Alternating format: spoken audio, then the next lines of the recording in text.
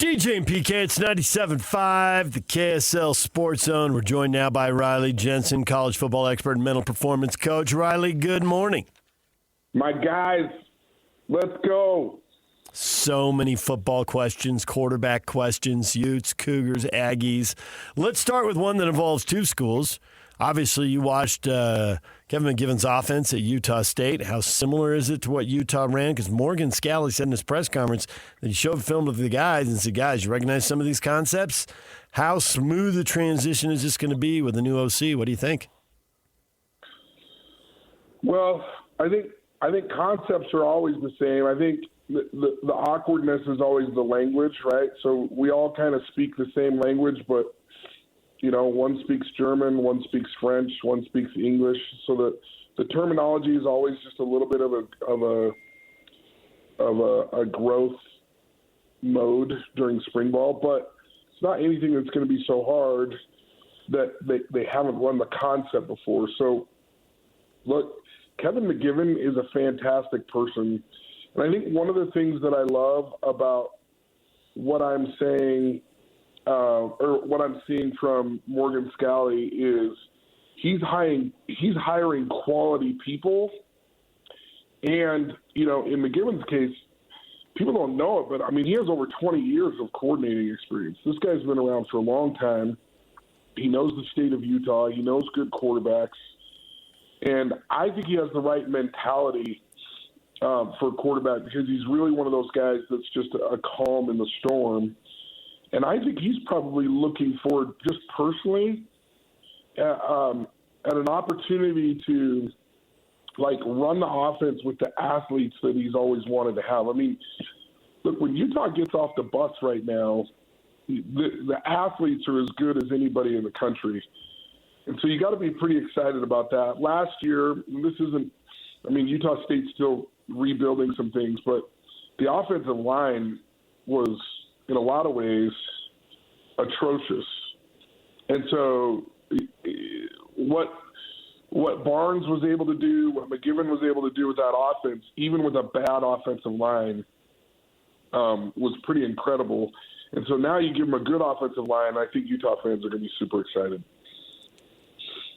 We know that Jason Beck and Devin Dampier were a great marriage for 2 years, right? They lit it up in New Mexico, they moved up a level, and they lit it up in the Big 12. So now it's a new marriage here between the offensive coordinator and Dampier. How long does that take of an adjustment before both feel comfortable with each other?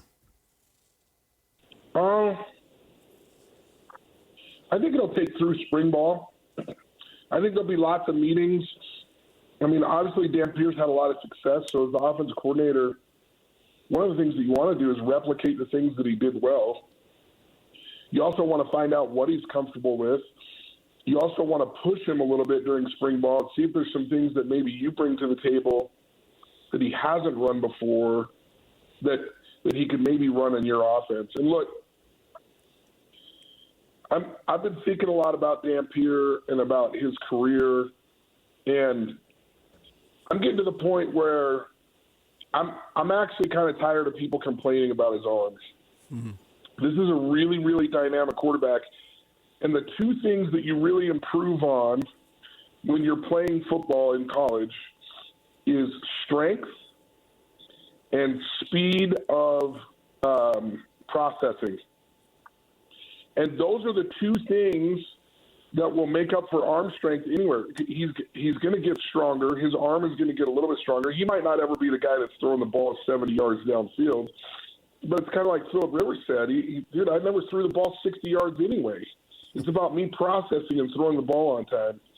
And I think what we saw in the bowl game is a quarterback that's starting to really understand what he does well and what he doesn't. He's starting to process the field faster, and he's starting to become stronger. And so that combination is going to be really, really good. I can't remember exactly what the stats were that we said before the season. It was something like, and don't quote me exactly, but I said something like, look, if he has 2,800 yards passing and 700 yards rushing, that's going to be a phenomenal year for the University of Utah. And sure enough, that's about where he was. I don't know exactly what the stats are. And it was a phenomenal season. I mean, 11-2, this was a really good football team. You know, they have some new coaches coming in, but they've got their quarterback. They've got a coordinator. And I kind of like what Morgan said. I go, he was like 2 years ago, everybody was worried too. We had a new coordinator coming in. We had a new quarterback. This time they only have a new coordinator coming in. I'm excited about Utah football.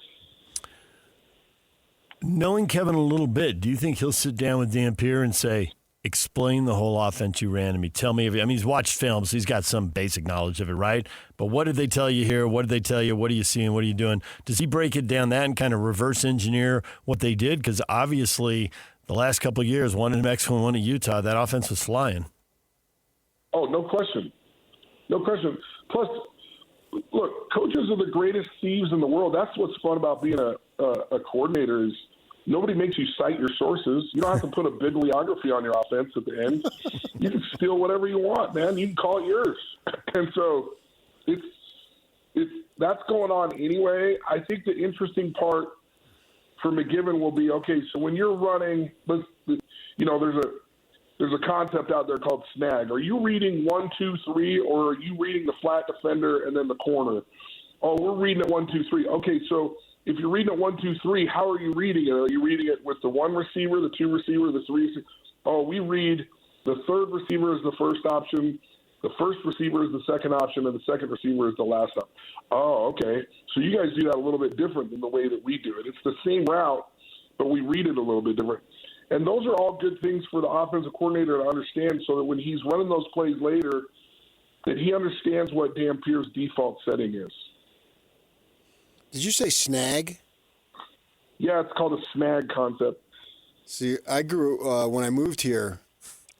I was not here less than 24 hours, and I moved into my house, and I get a knock on the door, and it's this lady. We're literally moving in the house. She still came over. She's a member of SNAG, Sandy Neighbors Against Gangs, and this is a true story. And she said, and we literally have the moving van in the driveway because we set it up. We moved into a house we bought, and so I was working for the newspaper, and they moved me, paid for my moving. So the moving van is literally in the driveway. Guys are moving stuff in. And she says, yeah, I'm with SNAG, Sandy Neighbors Against Gangs, because we're really tired of these gangs and these people moving from California and ruining our lives. Yeah. And so she sees me moving in, and she says, where are you moving from? I was moving from California. Awkward. Hey, can you give me her number? She might be the most successful president in the state in the state at anything, because I mean, she clearly eradicated any gang members and gang stuff going on in Sandy. So I want to know who she is, because she did a phenomenal job. Sandy has really gotten rid of the Crips and the Bloods, from what I can see. Out of fear and some respect, I took off my bandana.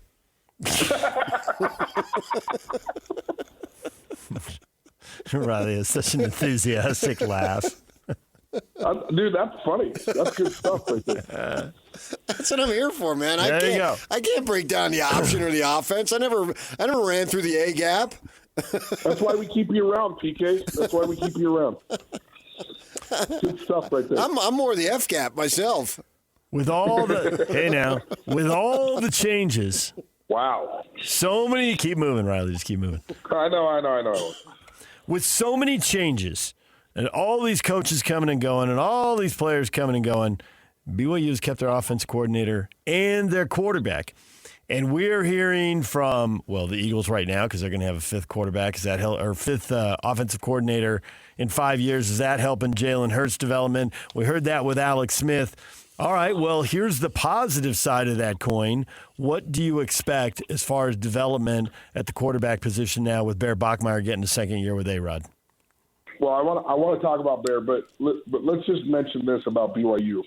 I'm really excited about University of Utah. I'm also really excited about BYU for this reason. They might be the only team in the country that's retained all of their best players. I think Jay thought he was going to get Glasker, Trey, Evan Johnson, Tanavasa, and Satuala to go to Michigan, and they all stayed. And then you've got on the offensive side, you got Bear, LJ, and Parker who all stayed. And they're added some dudes that are going to take the next step. And I'm excited. They also retained T.J. Woods and Gilbride as coaches. They both had offers to leave. These are all positives so far for BYU. It must be exhausting as a coach nowadays to have to recruit all of your players every 6 months, especially after a good season, right? Yeah. Like, it's got to be exhausting. I can't even imagine that you have to go back every 6 months and say, hey, Glasgow's got an offer from Michigan. How much do we have in the budget? You know what I mean? Like, right. It's got to be exhausting. And granted, they're probably not matching dollar for dollar, but they're matching. Like, look, dude, you already have a good thing going here. The grass is greener where you water it, And sometimes you go, and God, me and my wife were just talking about this the other day. She gets a promotion at work, and we're talking about the fact that, like, hey, last time I took a job for money, it wasn't all it was cracked up to be. You know what I mean? It wasn't that fun. And so these are good experiences for these young kids because they get to learn how to, like, navigate life. I think it's just really, really hard on coaches, though. They're like, geez, man, I thought I already went through all this.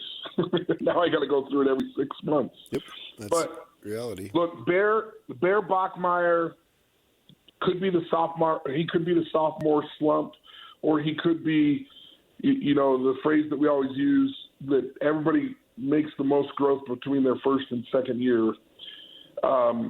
If I were to give Bear truth serum, he's got to take the next step on understanding what he's trying to read. Now, one of the things that I know is that they do, and I don't know if you guys saw the Kirk Cousins video where he broke down, like, reading defenses and progression offenses. But there's two types of offenses where you're reading a defender and you're making a decision based on where he works or where he's going to go. And then the other type of offense is that you just read number 1 to number 2 to number 3, and if they're open, take it. And a lot of offenses are switching to what we call this progression offense, which is 1 to 2 to 3, because defenses are getting a lot better at hiding defenses and confusing you on what their look is. So it simplifies things for quarterbacks. But what gets tricky about a progression offense, which is what BYU runs, is if you're reading 1 to 2 to 3, you also have to have a concept of, like, if I just stay on this first read a little longer, it might open in this window. But when you read 1 to 2 to 3, a lot of times you might look at 1 and go, nope, he's covered. And then you go to 2 and he's covered, and 3, he's covered.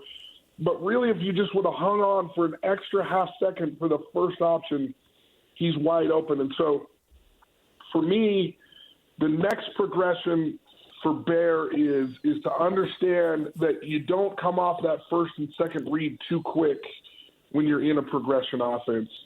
And hopefully I've kind of explained that. That's really hard to explain without a chalkboard. But that's where I think he needs to make the progression. Is there's sometimes when the first read is over the middle that he comes off real quick and then he goes to his corner and his flat route, because those are generally safer because you can throw it to your receiver or out of bounds and you're taking care of the football. But if you're holding on to the ball for a little bit more to throw it over the middle, that can make you anxious as a young quarterback. You were at North Carolina State when Cignetti was there. They're 26-2 since he has been there in his second season. Before that, they had 14 out of 16 seasons were losing. And one of those, they went 8-5, and then the other one was the COVID, which was a screwed-up season. So we're talking about a real crummy program. And now we're on top of the world. What is your insight as far as when you were there with him? I believe he was on the offensive side of the ball, so you had some interaction with him. Tell us about him. So Cignetti, I tweeted out some fun facts about Cignetti. First of all, his dad was a Hall of Famer at a school called Indiana University, Pennsylvania, and then he was the head coach at West Virginia.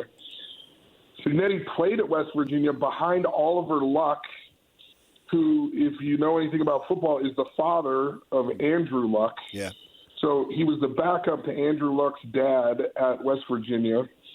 And then his brother has been on the staff as a quarterbacks coach for like 8 different NFL teams, Boston College, Fresno State, North Carolina. This is a coaching family. The one insight that I would give you about Cignetti that I think is kind of funny is he's coming across really, really cocky right now and really arrogant. And he is a very, very buttoned down, very, very, like, he knows exactly how he wants the picture to look. And he does a really good job of setting expectations with players. But some of this cockiness is actually just his quirkiness. Like, he's a little bit quirky. He's a little bit goofy behind the scenes. I really like Cignetti. But he was like one of those coaches that he got his blinders on and he was like really focused on something. And if you kind of jostled him from that moment, he got really like kind of sideways a little bit. And he'd get all quirky, like, geez, I was in the middle of that. Why are you guys interrupting me? And he gets really, really frustrated when he can't just do what he wants to do. But if you listen to him closely, he repeats all of his answers. He doesn't really give much. He uses a ton of coaching cliches. It would drive you nuts, PK, all the cliches that he uses, because it's all about like, well, we got to get a hat on a hat. We got to make sure that, we got to, well, the team that, outscores the other team wins. The team that wins the turnover battle wins. At the end of the day, you got to block and you got to tackle and you got to attack. Like it's all the same answers. And I love watching him have success because I just remember how quirky he was. Like, it's just like, this quirky guy is 26-2. You know what I mean? And he's learned a lot since he was with me. I mean, he's been to Alabama. He's been a head coach at 2 different places. So he's got all of these experiences that he's kind of put together. And, shoot, man, he's making a lot of money right now. Riley, we always feel like we make a lot of money when we get to talk to you for 20 minutes. We're definitely rich. That's what I'm talking about, guys. Why am I always carrying this show? You're just that talented. You put the ball in the hands of your playmaker. Throw rocks at pigeons. That's right. Like Bobby Petrino used to say, FTS, feed the studs, Riley. You're not one of them. Riley, we appreciate it. Thanks for joining us. We'll talk to you again. Have a great day, guys. Okay, see ya. DJ and PK, Tim LaComb, jazz analyst for SEG Media, coming up next. Stay with us. Hey, bro. You hear us every day with our crazy opinions. Hey, what you doing? Well, now it's time to hear from you. Hey, great show. Download the KSL Sports app and fire off your thoughts with the call-in tab on the bottom of your screen. This show is fantastic. It's the one that captivates me the most. You can tell PK to stop singing. G-Bang! Let Jake and Ben know what you really think of the Jazz. Tell Hans and Scotty about your favorite barbecue spot or what color of tie JJ should be wearing on TV. The best entries will be played on the air. Download the KSL Sports app now and hit the call-in button to let your voice be heard. I think you guys do an incredible job. This is 97.5, the KSL Sports Zone.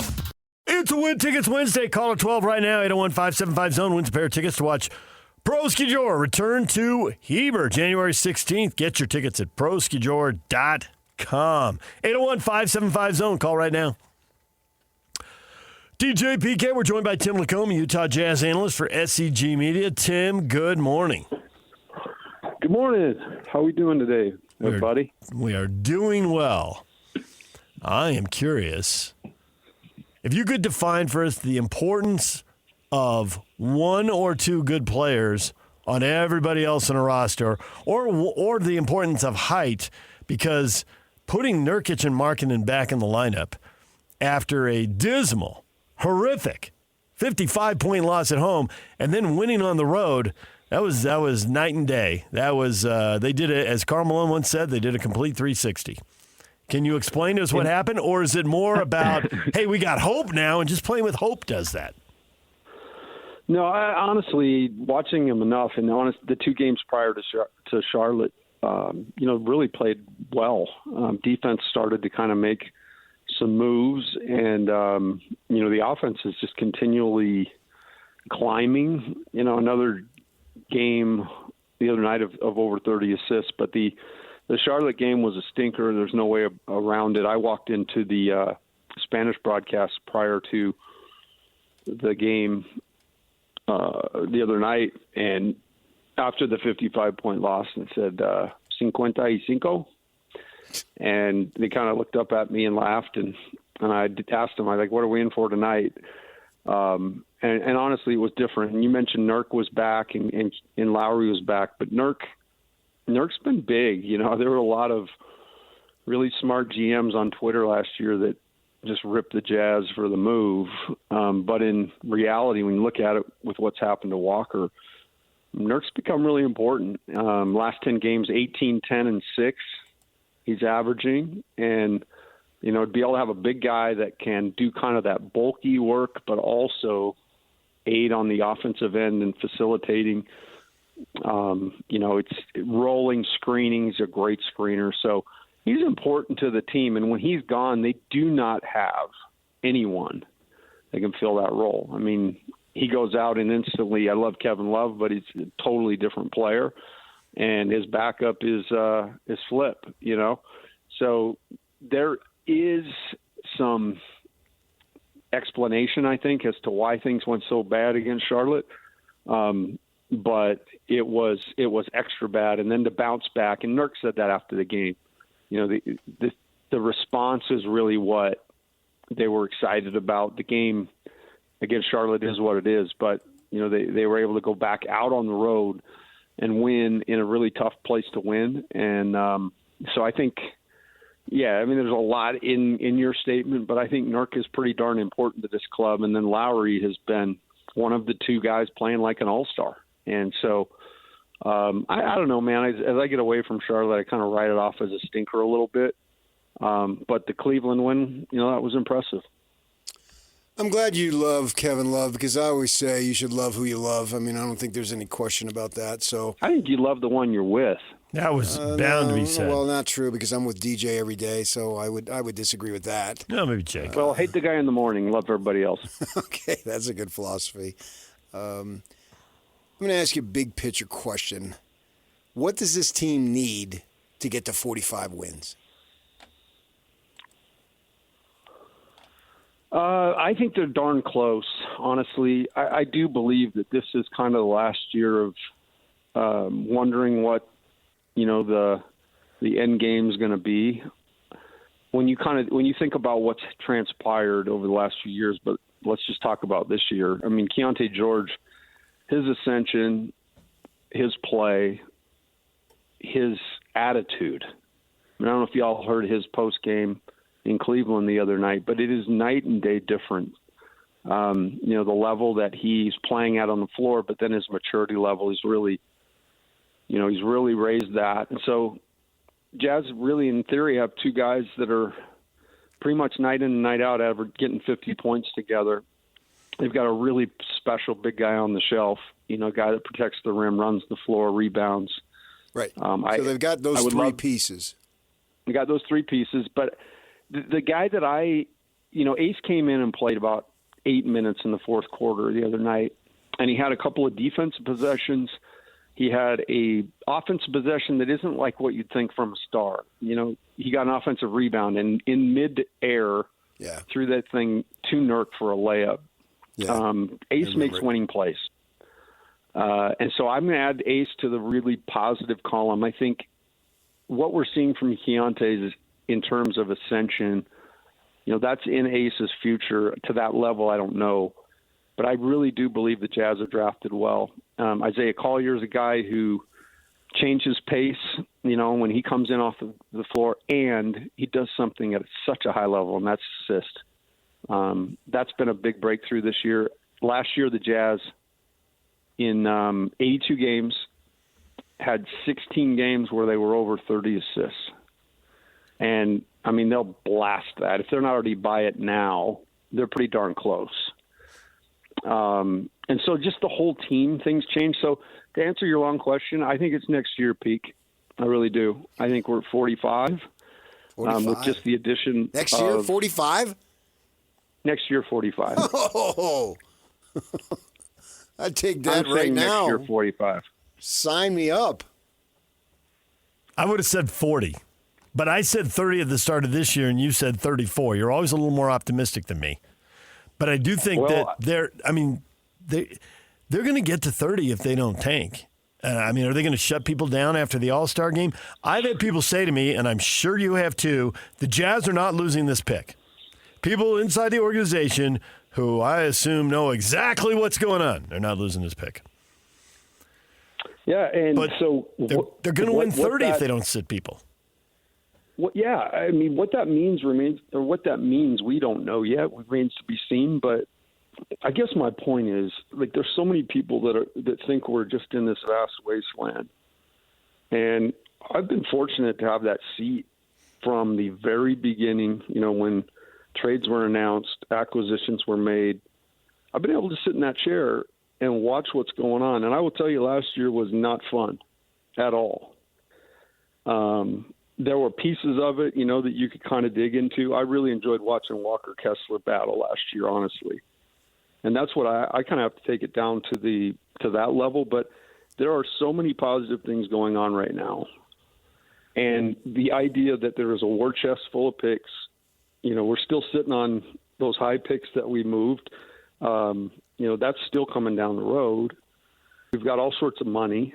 We're sitting in the good spot this year for another pick.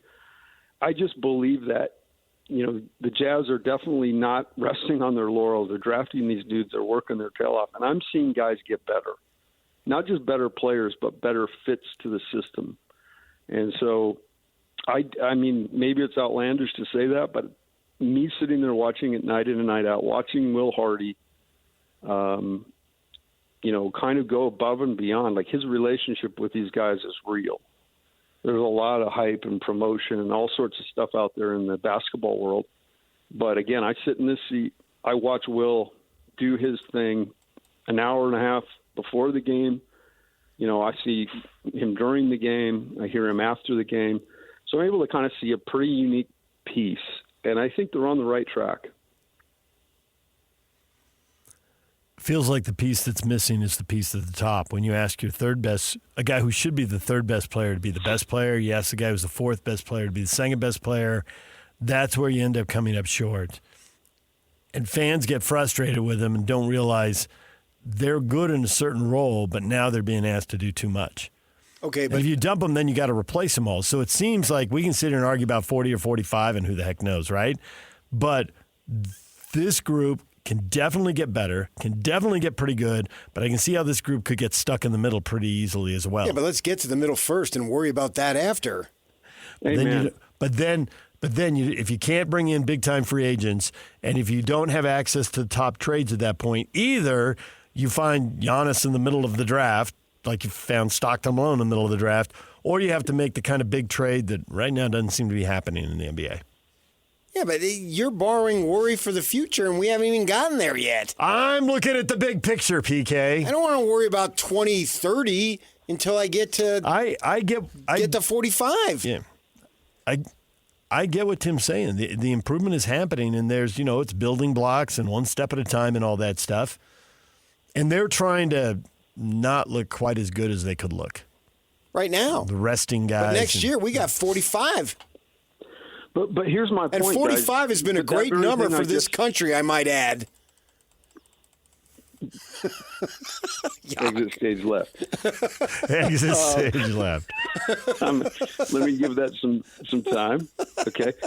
No, you just said it. The Jazz, with Nurkic at center and Walker on the bench and Love and Flip coming in, they literally are improving, getting better. If you imagine Walker's out there this year going at full tilt and you're bringing those dudes off the bench. So that's my point is Jazz fans, there's a segment of Jazz fans that all they do is complain because we're in a rebuild, period. And they don't look any deeper than that. And there's some people that just look at box scores. And you're not going to get anything out of that stuff. You've got to be in tune with what's going on. You got to understand what's going on. And I think that's when DJ doesn't come to the booth. I'm privy to that because I can watch the games. Oh,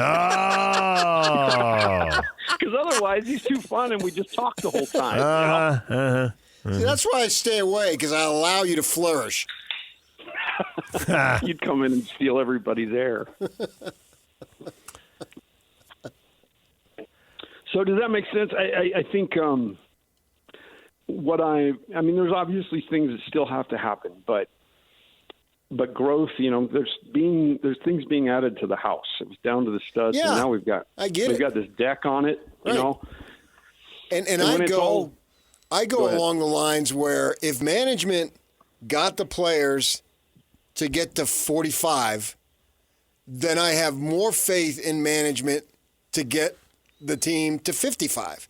And if you get to 55, then you're in the mix. And then it's just who else is on the board, right? Is Jordan out there? What's the situation at the time? That's the other piece of this. There's so many variables that you can't control. You can really only focus on what you got. And the other guy screws up. They draft DeAndre Ayton and who's the other guy? Marvin Bagley when Doncic is still sitting there. Or Sam Bowie. Or Sammy B. Yeah. Yeah. So lots to play out, but I think we're on the favorable side of the ledger. I guess that's my point. Well, thank goodness they beat Cleveland, or else we would say, I guess this sucks if they had two stinkers in a row. But they didn't. They played well. And something's going on with Cleveland, but that's their problem. Yes, it is. A very big one, too. And might I add, the Jazz are holding some very valuable picks. Next 27 and 29 drafts. So we're supposed to be enlightened and not boo Donovan Mitchell when the reality is we want them to suck. Absolutely. Which might have been why we beat them, just to add a little bit more decay to the foundation. Yeah, absolutely, man. I've seen something's going on. They've got cracks there. Yeah. I mean, the Department of Health might come in and condemn that place. Too much caffeine. I don't know what it is, man. It's Cleveland. The mistake by the lake. Tim, we appreciate it as always. Thank you. Yeah, we sure do. Hey, you're welcome. I was waiting for the hook, and that was as good as it's ever been. So I'm slowly walking off the left side of the stage. Okay, I'll see you. Tim LaComb, jazz analyst for SEG Media. DJ and PK, it's 97.5, the KSL Sports Zone. This is JJ and Alex. I got this. It's official, the 2027 Winter Classic going to get played at Rice-Eccles Stadium. Here's what's cool about this is a fan base and this is a state that knows how to fill up a stadium even if it's cold. And it's one of those deals where I think that a lot of folks are not just excited about it. It's another tip of the cap to the folks at SEG. Frankly, they're pulling out all the stops to make sure that everybody gets visibility in this market, which is what you need. We're growing up as a sports market, and this is a sign of that. The passion you see in the Delta Center, in their barn, every night they play at home. And then to get an event like this coming to town at Rice-Eccles Stadium. And we're not far off from the 2034 Winter Olympics. Mm-hmm. You just see all these things happening. Just insane the amount of growth we're seeing when it comes to sports. And this is just the next big thing. Catch JJ and Alex afternoons from 3 to 7 on 97.5, the KSL Sports Zone. Ready for unbeatable deals? At Tim Daly Nissan Southtown, drive home a new Sentra starting at just $19,900. Need more space? Get up to $9,000 off new Pathfinders. Or grab a rugged Frontier for as low as $399 a month. With 99% approval, 0 down, and 90 days until your first payment. There's never been a better time to buy. Plus, every vehicle comes with a Tim Daly Forever warranty. Only at Tim Daly Nissan Southtown.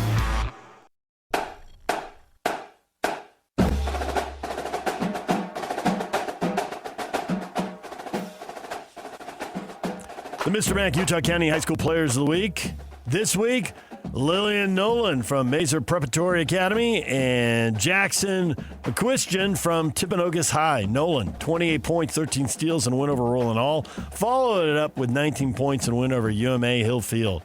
McQuistion scored 20 points in a rivalry win at Mountain View and followed up with 25 points in a victory over Uinta. The Utah County Player of the Week Award proudly presented by Mr. Mac. No one buys, no one sells, no one cares the way they do. Absolutely no one. You see our guy, what was it yesterday? Ryan Smith had a hole-in-one at Pebble Beach. 7th hole, 107 yards. Danny Ray was there with him. Celebrating on the tee. Yeah. And, It's a beautiful day. They played 36. Money doesn't really matter that much. If you got it. BS. Audrey and I are playing 36 at Pebble anytime soon? Not 0. Good. Yeah, not good. I'll never play Pebble Beach. I had a coach would play it, and then he'd text me various holes just to taunt me. Oh, really? Mm-hmm.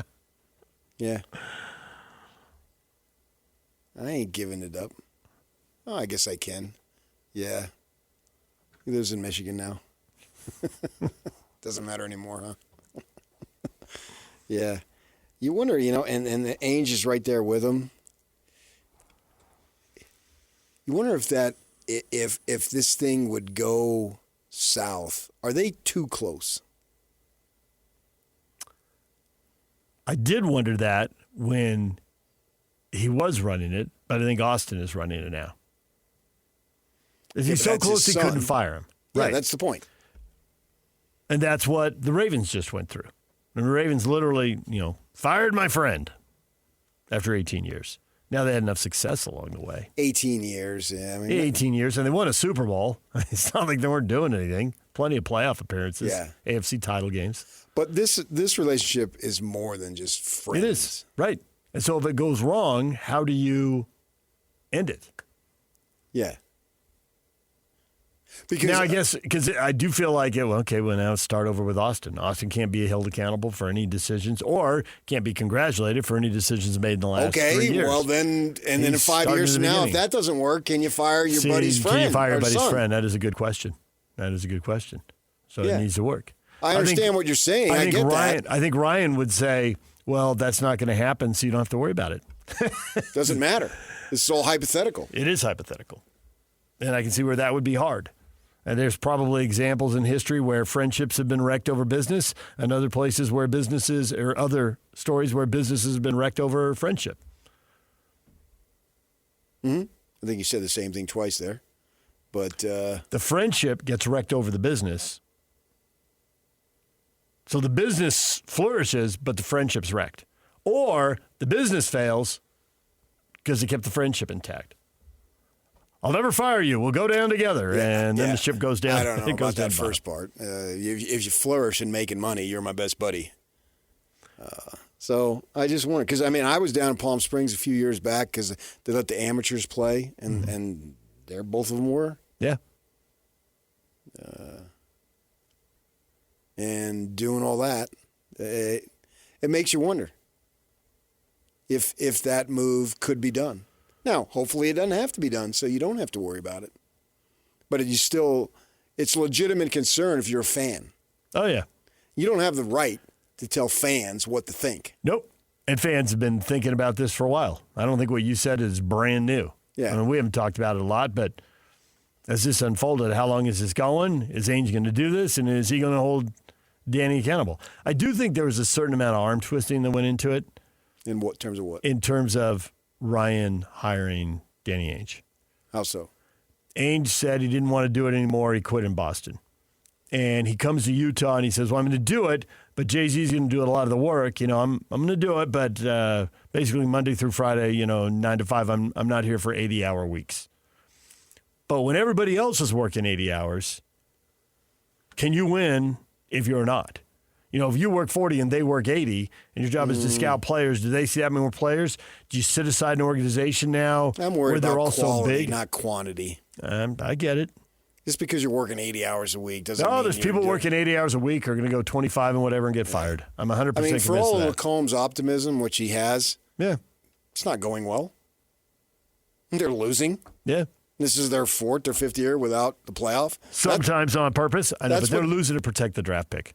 Irregardless, what difference does it make to the fan? I think the fan wants him to win. They're not winning. But the draft pick was done by somebody who's already been held accountable and works doesn't matter. Now. They're losing. Yes. You can spin it any way. You can defend them any way you want. The fan doesn't care about that. They are losing. They're not a playoff team. They won't be a playoff team now. And to say that they're going to go to, in order to keep the draft pick, what's the maximum amount of wins that they can get?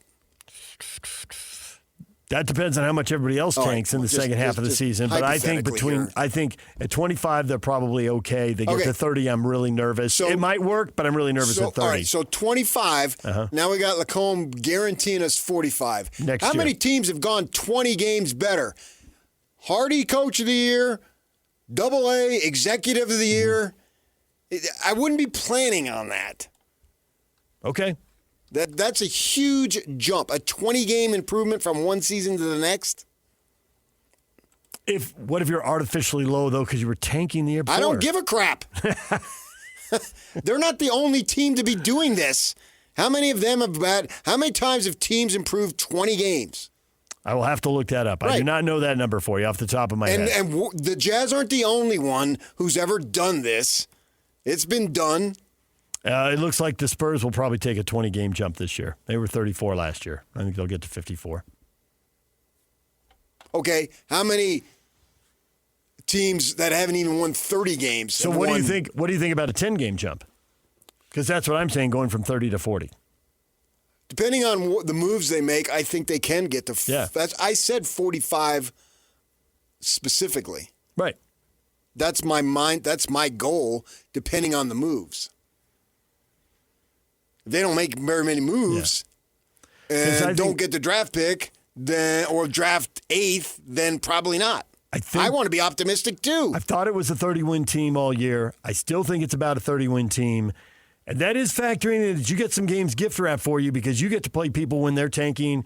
Because your point, there are a lot of other people tanking. They're always going to be. Right. And so I think and that's why the regular season wins more than ever. And you argued this when we weren't on the air together. We would talk about this before a game. Late in the season, college basketball's over, and you'd be over writing some sidebar in the Jazz, the opponent, whatever.